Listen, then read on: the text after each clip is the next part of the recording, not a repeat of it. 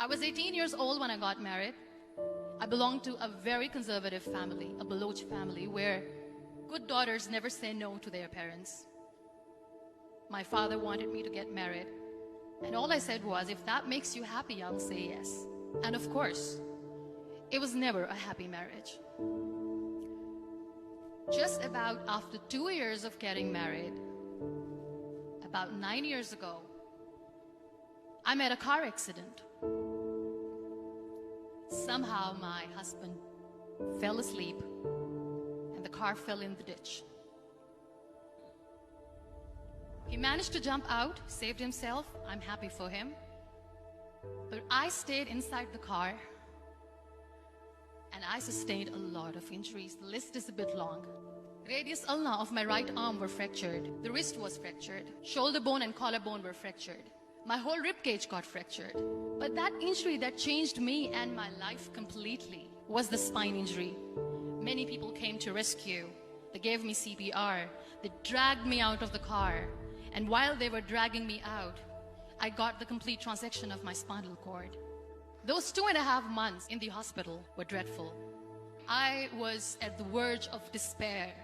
One day, doctor came to me and he said, well, I heard that you wanted to be an artist, but you ended up being a housewife. I have a bad news for you. You won't be able to paint again. Next day, doctor came to me and said, your spine injury is so bad, you won't be able to walk again. I took a deep breath and I said, it's all right. Next day, doctor came to me and said, because of your spine injury and the fixation that you have in your back, you won't be able to give birth to a child again.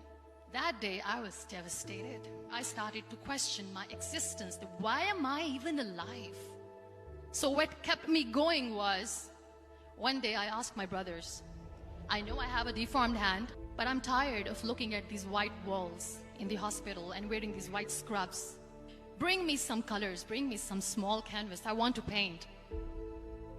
So the very first painting I made was on my deathbed, where I painted for the very first time. What an amazing therapy it was. Without uttering a single word, I could paint my heart out. I could share my story. People used to come and say, what lovely painting, so much color. Nobody could see the grief in it. Only I could. And that day I decided that I'm going to live life for myself.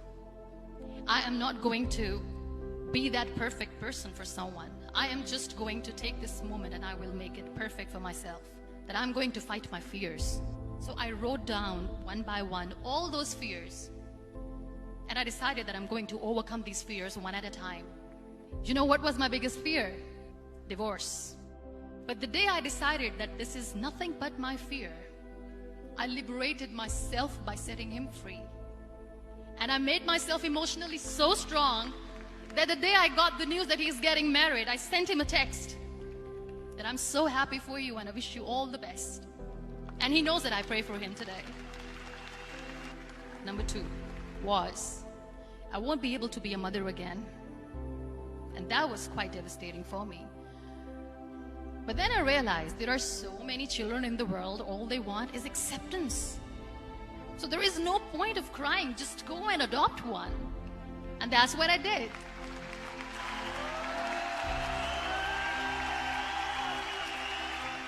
I gave my name in different organizations, different orphanages, and I waited patiently. 2 years later, I got this call from a very small city in Pakistan. I got a call and they said, are you Muniba Mazari? There is a baby boy and would you like to adopt? I could literally feel the labor pain. I said, yes, yes, I am going to adopt him. I am coming to take him home.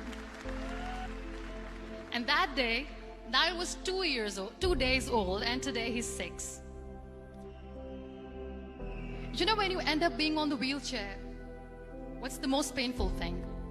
People think that they will not be accepted by the people because we, in the world of perfect people, are imperfects. So I decided to appear more in public. I started to paint. I have done a lot of modeling campaigns. I decided that I'm going to join the national TV of Pakistan as an anchor person. I became the National Goodwill Ambassador for UN Women Pakistan, and now I speak for the rights of women, children. I was featured in BBC 100 Women for 2015. I'm one of the Forbes 30 under 30 for 2016. So when you accept yourself the way you are, the world recognizes you.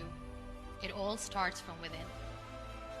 We have this amazing fantasy about life. This is how things should work. This is my plan. It should go as per my plan. If that doesn't happen, we give up. I never wanted to be on the wheelchair. Never thought of being on the wheelchair. This life is a test and a trial, and tests are never supposed to be easy. So when you are expecting ease from life, and life gives you lemons, then you make the lemonade, and then do not blame life for that. It is okay to be scared. It is okay to cry. Everything is okay, but giving up should not be an option. They always say that failure is not an option. Failure should be an option, because when you fail, you get up, and then you fail, and then you get up, and that keeps you going. Embrace each and every breath that you are taking. Celebrate your life. Live it. Don't die before your death. Real happiness lies in gratitude. So be grateful, be alive, and live every moment.